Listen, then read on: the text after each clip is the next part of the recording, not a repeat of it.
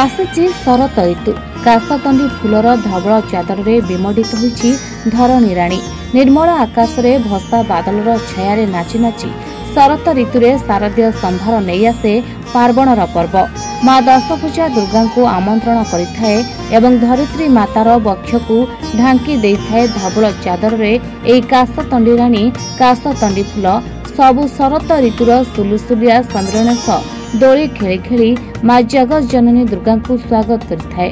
काशतंडीर महक नहीं सत किंतु प्रकृति रानीर शोभा को द्विगुणित करिथाए।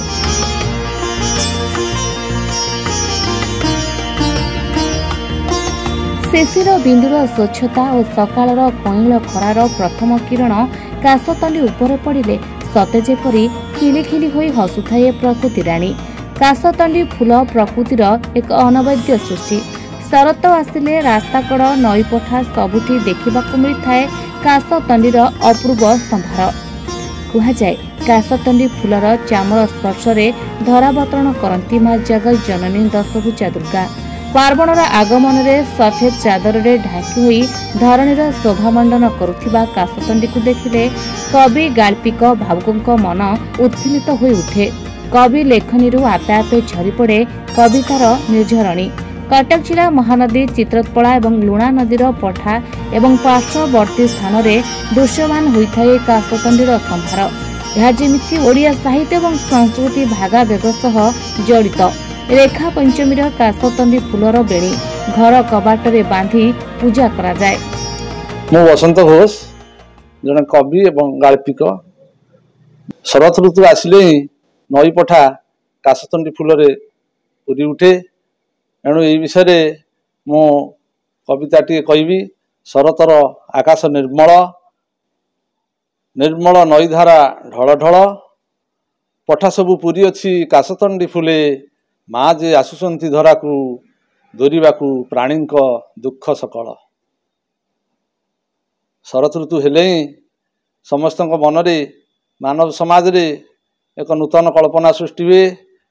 कहीं ना माँ दुर्गा वर्षक थरे यही ऋतुरे धरापृष्ठ को ओह्लाई आसती प्राणी मानकर दुख दुर्दशा को दूर करने को। एणु समस्ते खूब आग्रह सहकारे अपेक्षा करी रही यही मासटी को शरतर अश्विन मास को।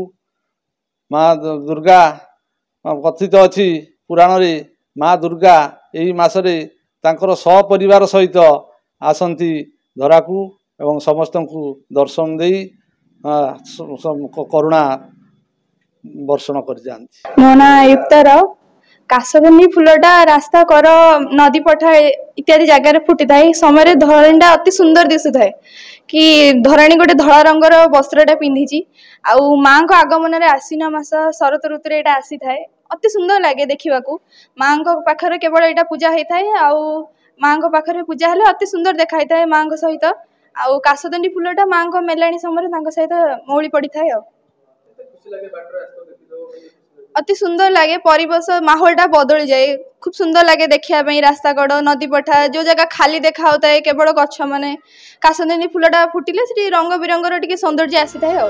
शरत ऋतुर आगमन रे शारदीय दुर्गा पूजार प्रत्येक भावे काशतंडी फूलर शोभा जनमानस को विमोहित करिथाए। बड़ अद्भुत सृष्टिर नियम। माँ को आगमन पूर्वर आसे काशतंडी फूल आउ धरापृष्ठ को माँ को प्रत्यागमन पर आपणा छाए उभय जाए ए काशतंडी फूलर संभार।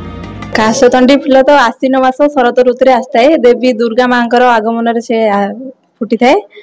आउ काशतंडी सामान्य तो नई पठारे देखा जाए बहुत सुंदर लगे से तार धवल आकृति माटी माँ को बहुत सुंदर बनई थाए।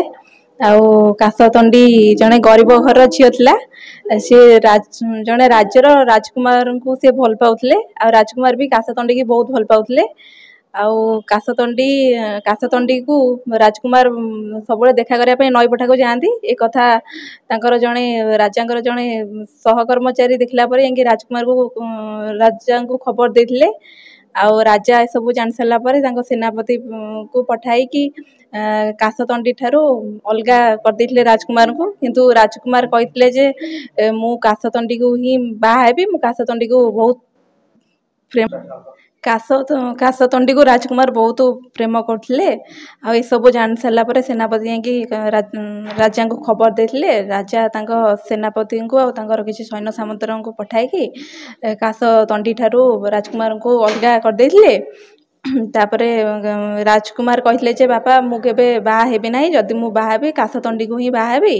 किंतु राजा तांको कथारे सहमति नथिले, सेति पई से काशतंडी को खंड विखंडित करके मारी देथिले। आ राजकुमार सेई तांकर खंड विखंडित शरीर को गोटे धबल वस्त्र रे घोड़े की तांको माटी तळे पोती देथिले। किंतु काशतंडी मरिया पूर्व राजकुमार को कहि कि जाइथिले जे आपण जदि मते प्रकृत रे प्रेम करूछंती, आपण मते जदि प्रकृत रे देखा करिया को चाहुछंती, ताले आसीन मास शरत ऋतु रे देवी मांकर आगमन रे मु आसीबी। आ आपण मते आसी कि एठी नई पठारे देखा करि परिबे। तापरे काशतंडी भी एटा भी कहले जे जो माने निज मन पसंदर बर किंबा पाइबा को चाहुछंती से माने जाई कि काशतंडी पाखरे कहले से तांगर फल परिपूर्ण हेबो। आ सेति पई काशतंडी देवी मांकर आगमन रे आसी थाए। आ देवी मांकर प्रत्यागमन रे काशतंडी से तार मौली जाय थाए। मो ना विनय कुमार दास, समाज सांबादिक अच्छी एवं voice of India chief editor अच्छी आ कवि मध्य। जो काशतंडी फूल कथा कहते जे कि धरणी रानी धबला रूप, जो धरणी पृष्ठ रे ये जो शरत मासरे जो पुष्प फुटुची से हूँ काशतंडी फूल एवं धरणी रानी धबला रूप भाव में आम परिचय अच्छी। ये माँ आगमन रे आसी थाए। माँ जिते मेलाणी हुए से सी चली जाए। ये कहीं आसे शरत ऋषि कहीं आसे और माँ आगमन रे कहीं आसे और कहीं सी चली जाए, यार स्वतंत्र पौराणिक भित्तिभूमि रही। भित्तिभूमि भितर अनेक रहस्य रही। काशतंडी फूल को लेकिन अनेक कवि, अनेक गाल्पिक विभिन्न मत रखते, विभिन्न गल्प माध्यम सूचना रही। जड़े काशतंडी हूँ जड़े गोटे आमर जड़े गरीब बा दलित परिवार गोटे माने झीटीए एवं आउ जड़े से राजार पुक से भल पाई। भल पाया भितर राजा ताकू कौन अवमानना कर विवाह कर राणी को पोती देइछंती। राणी पोती देवा भितर राजा पुओ जो धरी नाई आप मो सकाशे आप जीवन हारतु ना, तो से कौन कर समय से घटनावली को लेकिन गोटे उपाख्यान रही। आगुरी मुझे गोटे कविता लिखी। से कवितार शीर्षक धरणी रानी धबला रूप। काशतंडी फुले फुले आश्विन आसीची, शरत सुनील आकाशे मेघमाला भासुची। काशतंडी फुले फुले आश्विन आसीची, शरत सुनील आकाश रे मेघमाला भासुची। माँ दुर्गांकर शुभ स्वागत करिवा पई आसीची घर घर निदारे बाईद बजाई। काशतंडी सबे चिरमन कुहरे, शरत आगमनर कमल खेलुची नील श्वेत स्वैनी। काशतंडी फुले फुले आश्विन आसीची, शरत सुनील आकाश रे मेघमाला भासुची। अंशुमालीर सुनेली किरण रे, चंद्रमार रूपेली ज्योत्स्ना रे, प्रभंजनर मृदुल ताले भूधर शिख उपरे। काशतंडी फुले फुले आश्विन आसीची, शरत सुनील आकाश रे मेघमाला भासुची।